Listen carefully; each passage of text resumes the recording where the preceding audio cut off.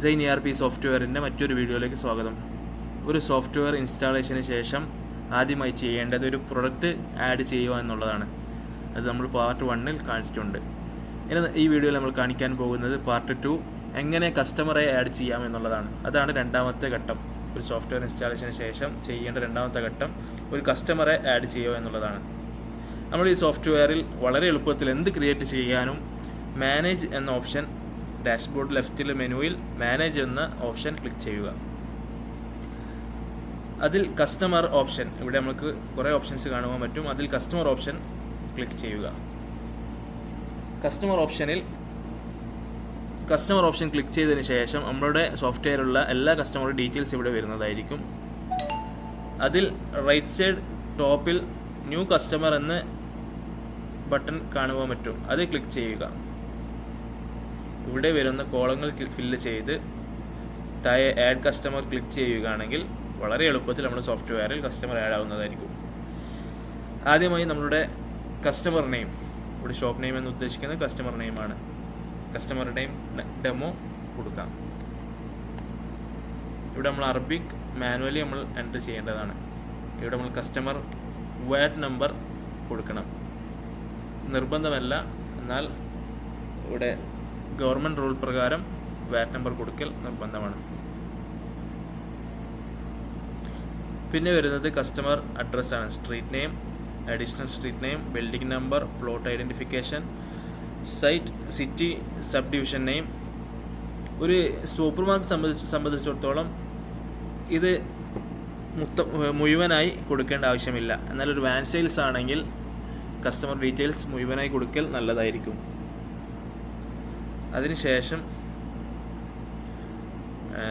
Country identification code, address ഫില്ലാക്കിയതിന് ശേഷം നമ്മുടെ കസ്റ്റമർക്ക് ഡിഫോൾട്ടായി കൊടുക്കുന്ന സെയിൽ ടൈപ്പ് സെലക്ട് ചെയ്യണം. നമ്മളെ കസ്റ്റമർക്ക് ഡിഫോൾട്ടായി ക്യാഷ് സെയിലാണ് ചെയ്യുന്നതെങ്കിൽ ക്യാഷ് സെയിൽ സെലക്ട് ചെയ്യാം. അതല്ല ബാങ്ക് സെയിലാണെങ്കിൽ ബാങ്ക് സെയിൽ സെലക്ട് ചെയ്യാം. നോർമലി സൂപ്പർ മാർക്കറ്റ് ആണെങ്കിൽ ക്യാഷ് സെയിലായിരിക്കും നമ്മൾ സെലക്ട് ചെയ്യുക. സൂപ്പർ മാർക്കറ്റിന് വേണ്ടി നമ്മൾ ഒരു കസ്റ്റമറെ ക്രിയേറ്റ് ചെയ്യുകയുള്ളൂ.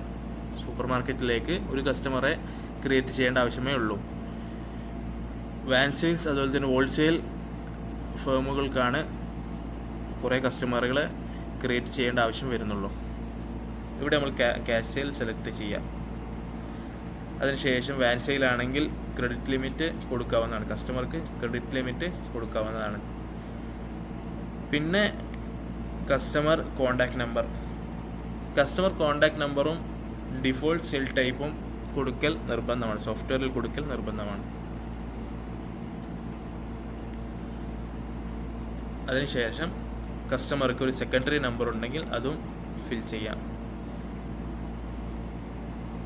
പിന്നെ കോണ്ടാക്ട് പേഴ്സൺ, കസ്റ്റമറുടെ ഇമെയിൽ അഡ്രസ്സ്, കസ്റ്റമറുടെ ഒരു ഷോർട്ട് അഡ്രസ്സ് ഇവിടെ പിന്നെയും കൊടുക്കാവുന്നതാണ്. മുകളിൽ ഡീറ്റെയിലായി കൊടുക്കുന്നതിന് പകരം ബില്ലിൽ വരാൻ വേണ്ടി ഇവിടെ ഒരു ഷോർട്ട് അഡ്രസ്സ് കൊടുക്കാവുന്നതാണ്.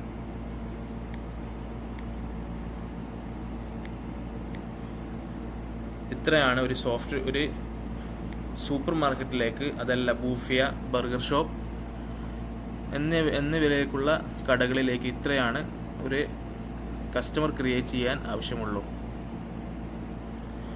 ബാക്കിയുള്ള ഓപ്ഷൻസുകൾ ഹോൾസെയിൽ, വാൻ സെയിൽ എന്നിവർക്കുള്ളതാണ്. അത് ഡീറ്റെയിൽ ആയിട്ട് ഒരു വീഡിയോയിൽ ചെയ്യാവുന്നതാണ് ഇൻഷാ അല്ലാഹ്.